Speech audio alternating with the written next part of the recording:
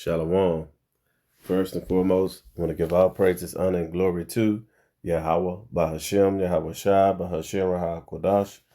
Double honors to the apostles and elders of Great Millstone who have taught us this truth and ruled well. Peace and salutations to the chosen and the elect. I'm Ari Azabak out of the GMS Dallas camp. And I'm going to entitle this lesson here,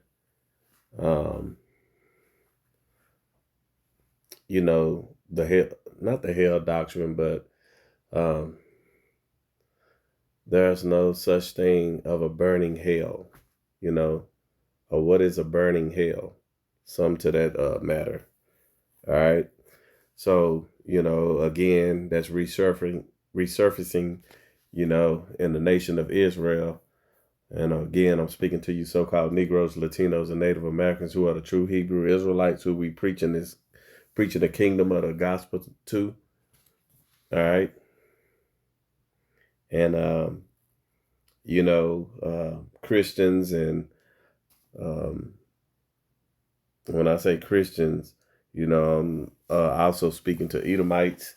They have this, they've been showing pictures as, you so-called Negroes, Latinos, and Native Americans who grew up in these Christian churches, you have seen movies, pictures, and books about, hell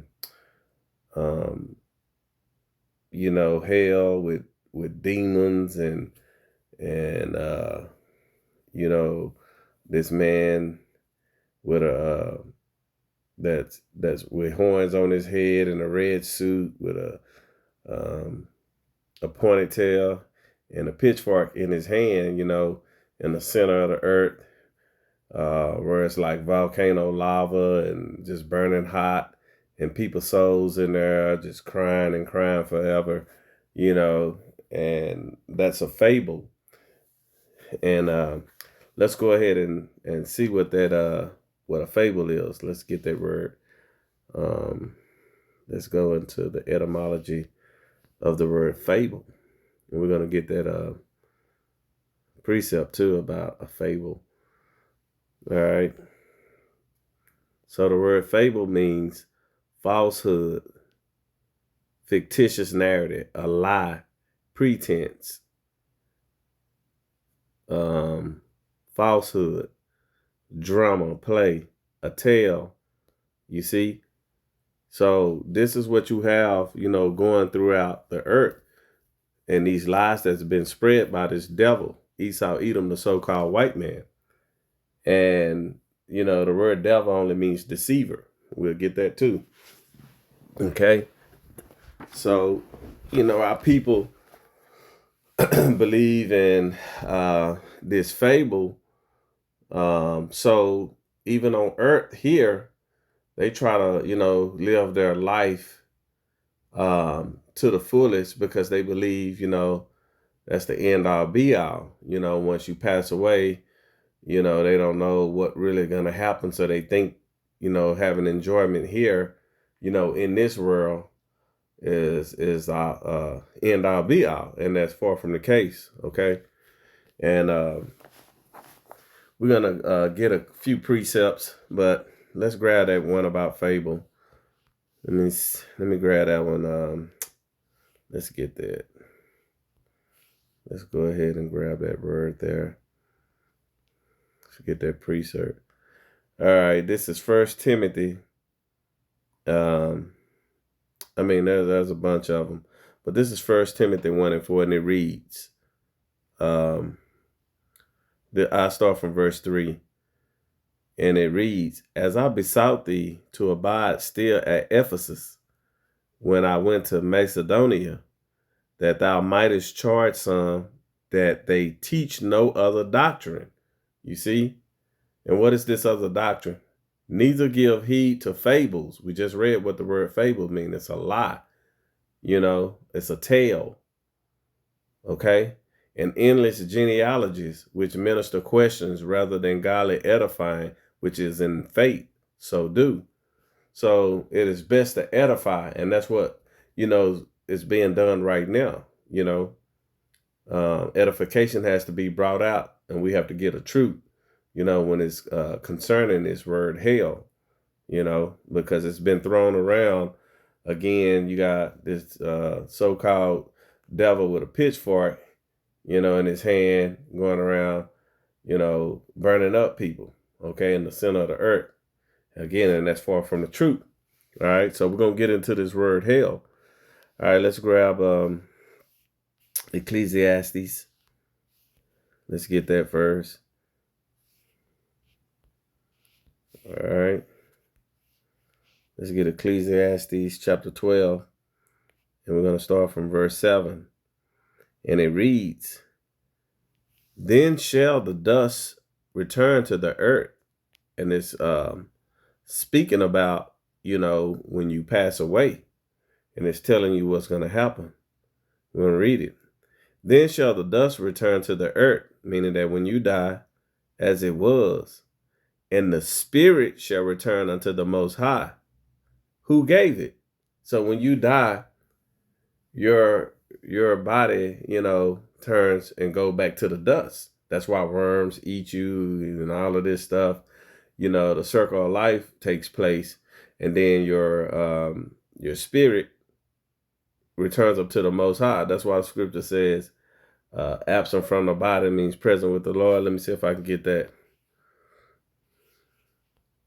Let me grab that as well.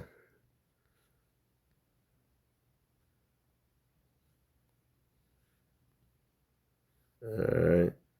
Okay, this is 1 Corinthians 5:3, and it reads, "For I verily, as absent in the body, but present in spirit, have I judged already, as though I were present, concerning him that had so done this deed." Okay. Let me grab another one. Okay, I think this one is it right here. This is 2 Corinthians 5:8.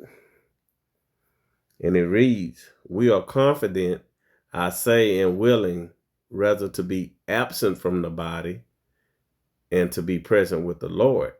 And that's going along with this precept here on Ecclesiastes chapter 12 and 7. Okay. It says, "Then shall the dust return to the earth," okay, "as it was." So that means if you're absent from the body, it's going to tell you what's going to happen with your spirit. "And the spirit shall return to the Most High, who gave it." Okay. So, there's no such thing of you going into this burning place. I wanted to set the tone with that. All right. And let's go ahead and get Psalms real quick so we can get into this word hell. Okay. This is Psalms chapter 86. And I'll start from verse 13 or maybe 12. Okay, I'll start from 12, and it reads, "I will praise thee, O Lord Yahweh Hashem Yahushua, my power, with all my heart, which is your mind, and I will glorify thy name, which is Yahweh, forevermore." Verse 13, "For great is thy mercy toward me, and thou hast delivered my soul from the lowest hell." Okay. And that means it's talking about a condition. Okay. And we're going to get that word hell. Okay.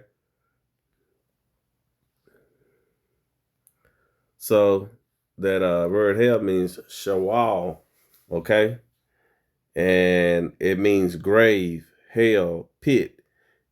And when it says under, it's just, under the dirt. Because when you die, they bury your ground under the dirt. That's just it. That's just mean grave, a hell, pit. That's it. All right. And down here in Strong's definition, it tells you the same thing: grave, hell, pit. It's all the same thing, And we're going to get some precepts to prove that, all right?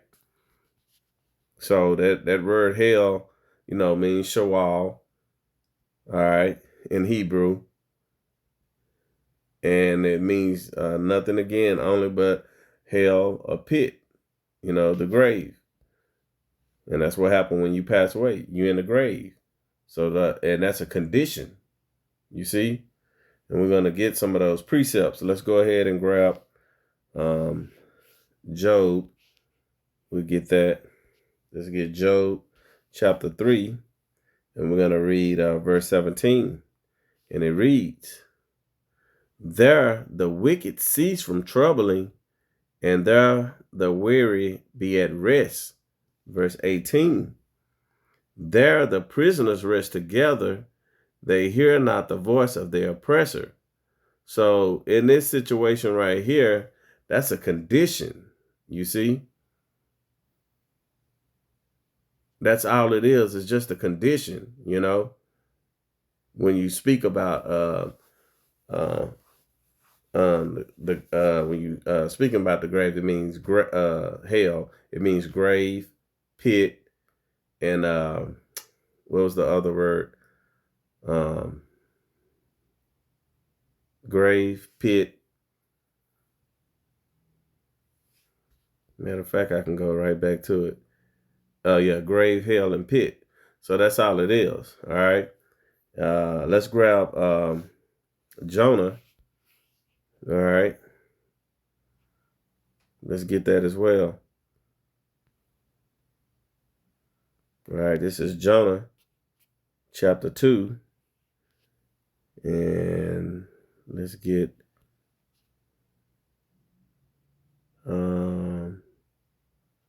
then Jonah prayed unto the Lord his power.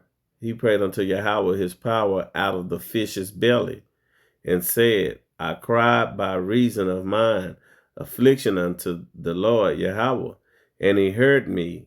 Out of the belly of hell cried I, and thou heardest my voice. Okay?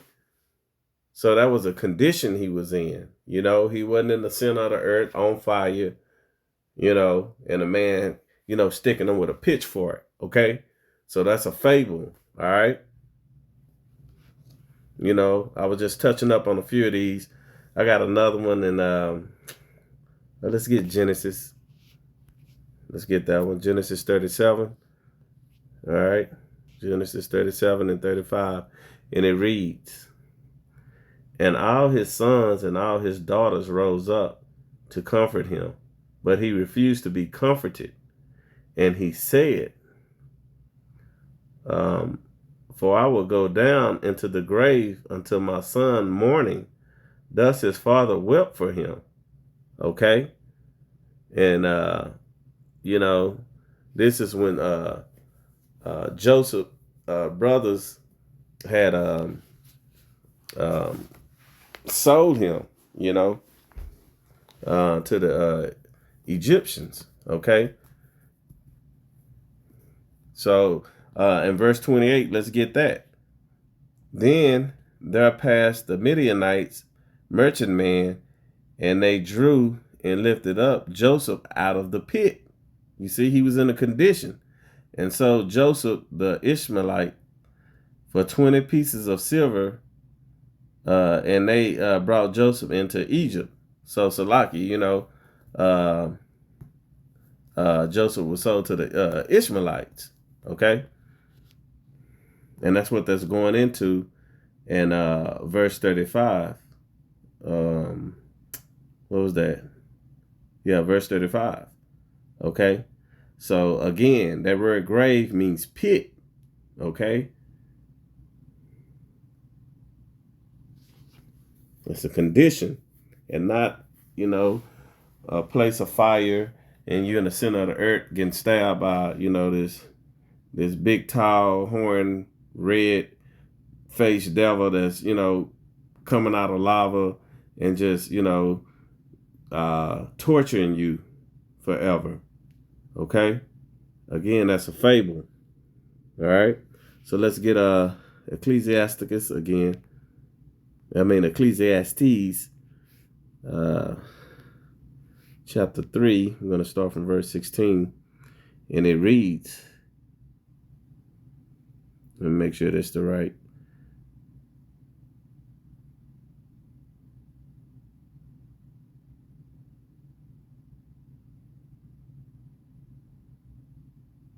Okay.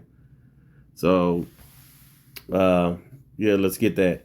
And it reads, Ecclesiastes 3:16. It reads, and moreover, I saw under the sun, what's under the sun? The place of judgment, which is earth, that wickedness, Salaki, that wickedness was there, and the place of righteousness, that iniquity was there. I said in mine heart, which is in his mind, the Most High shall judge the righteous and the wicked, for there is a time there for every purpose and every work. So it's going to be under the sun where you being judged, which is on earth, okay? That's where judgment take place. All right? And let's grab another precept. Let's get Second Esdras, chapter 14 and verse 35. All right, this is Second Esdras 14 and 35, and it reads, for after death shall the judgment come. Okay, so when you pass away, just like we read in Ecclesiastes 12 and 7, you know, when you die, your body go to the dust and your spirit goes up to the Most High. And this is going to tell you what's happening. For after death shall the judgment come, when we shall live again, and then shall the names of the righteous be manifest, and the works of the ungodly shall be declared. You see? It didn't say nothing about no, you going into this, this fire world, this underworld where you just sit on fire for life and forever, okay? Again, that's a fable. Let's get 2 Corinthians again. Let's grab that. This is 2 Corinthians chapter 5 and verse 10. And it reads, for we must all appear before the judgment seat of Hamashiach, which is Yahushua, who you ignorantly call Jesus Christ, that everyone may receive the things done in his body, you see, according to that he had done, whether it be good or bad. Okay? So again, judgment, is going to take place here on earth. All right? Let's grab, what's that? Oh, yeah. I'm going to end it with this one right here.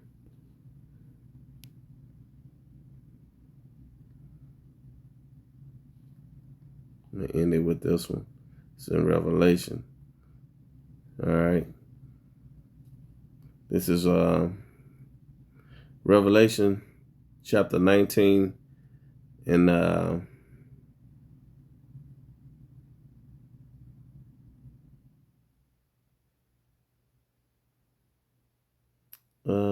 that's not the one.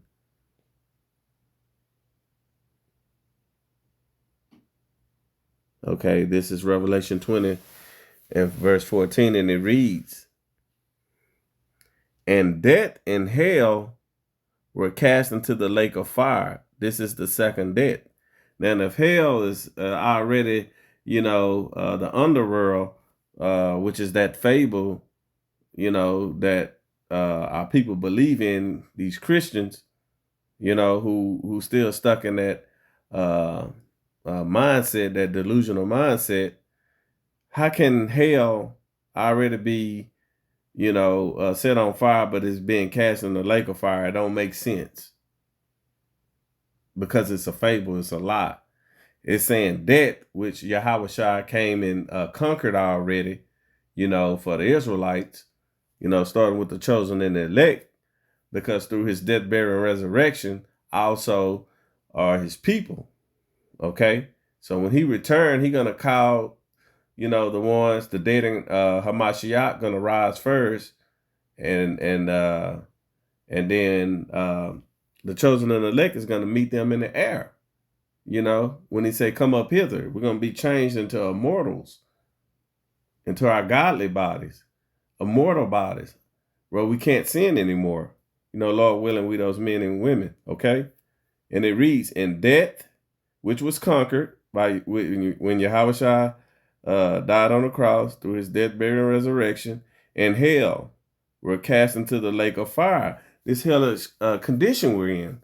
You see, we're not going to be oppressed anymore. You know, you're not going to be living wicked, okay, in the prison houses, getting up every day, 6 in the morning, unhealthy, breathing nasty air. All of these things, these atrocities, and this hellish condition we're living in, it's going to be cast into the lake of fire, which is that nuclear destruction, okay? And this is the second death, because the first death was the flood, all right?